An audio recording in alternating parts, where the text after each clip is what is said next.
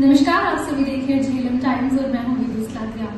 आज हम एक ऐसे प्राचीन मंदिर में आए हैं जो कि 2600 साल पुराना है और ये विजयपुर से लगभग, मेरा एग्जैक्ट डिस्टेंस जो है वो मैं आपको डिस्क्रिप्शन में दे दूंगी।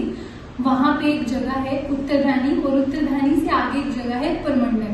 तो वहां पे हम आए हैं और ये उमापति महाराज जी का मंदिर है जो कि 2600 साल पुराना है। क्या है इसके पीछे का इतिहास? हमारे साथ पंडित जी हैं जिनका नाम महेश चंद्र शर्मा पंडित जी हमारे साथ हैं। तो ये हमें इस मंदिर का प्राचीन इतिहास जो है उसके बारे में बताएंगे। सबसे पहले तो पंडित जी नमस्कार और शुक्रिया आपने हमें अपना समय दिया।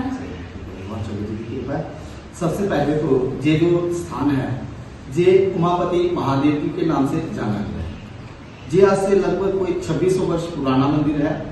कश्मीर के राजा अवंती वर्मन जिन्होंने इस मंदिर का निर्माण किया हुआ है। इस कुंड में जितना भी जल चढ़ाते हैं इसका आकार इतना ही रहता है, ना इससे कम होता है ना ज्यादा होता है। एक बाल्टी 100 बाल्टी अधिकतर आप जितना चढ़ाते जाओगे जितना है उतना ही रहेगा। और उसमें जो पिंडी है एक तो शिवलिंग स्थापित होता है, लेकिन यहाँ पे जो दर्शन है सर्प रूप में है। भगवान शंकर जी जो यहाँ पे विराजमान है वो सर्प रूप में है। तो आज से 2600 वर्ष पुराना मंदिर है। तो यहाँ का जो इतिहास है, जिस समय ये मंदिर बना तब जो व्यावान जंगल होते थे, जंगली जानवर वगैरह घूमते थे। एक गीदड़ थी जो इस शिव कुंड में से जल वगैरह पीती थी, इन्हीं के चरणों में रहती थी। तो अवंतीपुर के राजा ने गलती से उस गीदड़ का यहाँ पे शिकार किया। जब शिकार किया उसकी यहाँ पे मृत्यु हो गई।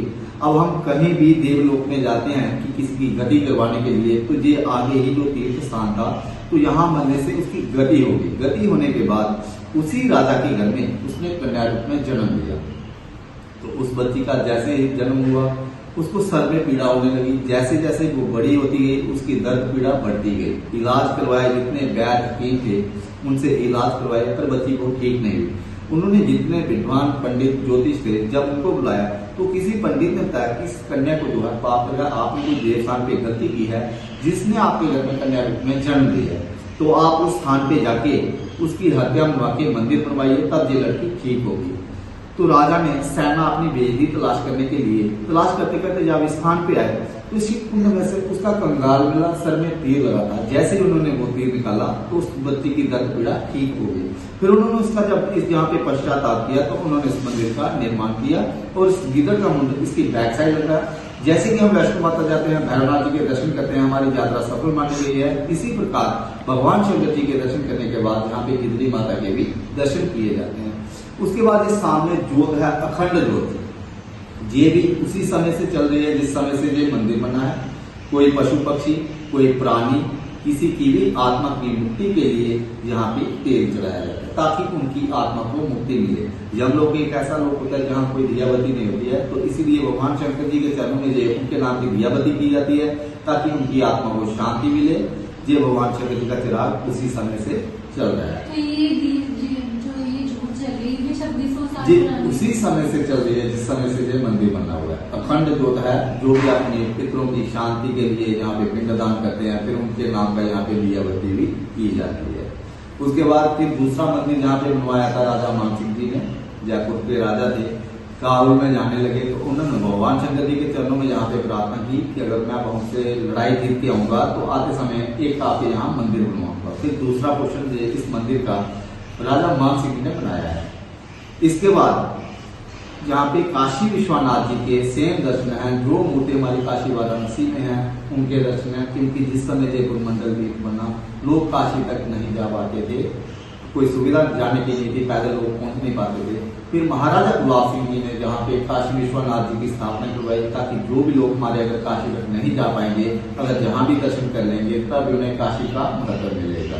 इस मंदिर को छोटी काशी के नाम से भी जाना गया है। उसके साथ ही 121 मंदिर है जिनमें की 11-11 शिवलिंग स्थापित हुए हैं, ये भी महाराजा गुलाब सिंह जी द्वारा स्थापित किए हैं।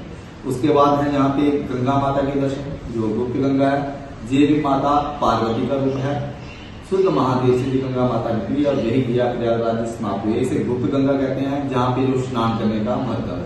जैसे कि लोग अस्थियां विसर्जन करने हरिद्वार के लिए जाते हैं, लेकिन यहाँ पे जो संस्कार करते हैं जहाँ से उनके फूल वगैरह नहीं उठाए जाते, यहीं पे खड्डा पकेगी, यही रेत बांधेगी, उसके बाद आप जहाँ मर्जी रेत खोल लो तो आपको अस्थि नजर नहीं आएगी, इसी में गुप्त हो जाती है। इसीलिए इसका नाम जो है गुप्त गंगा है।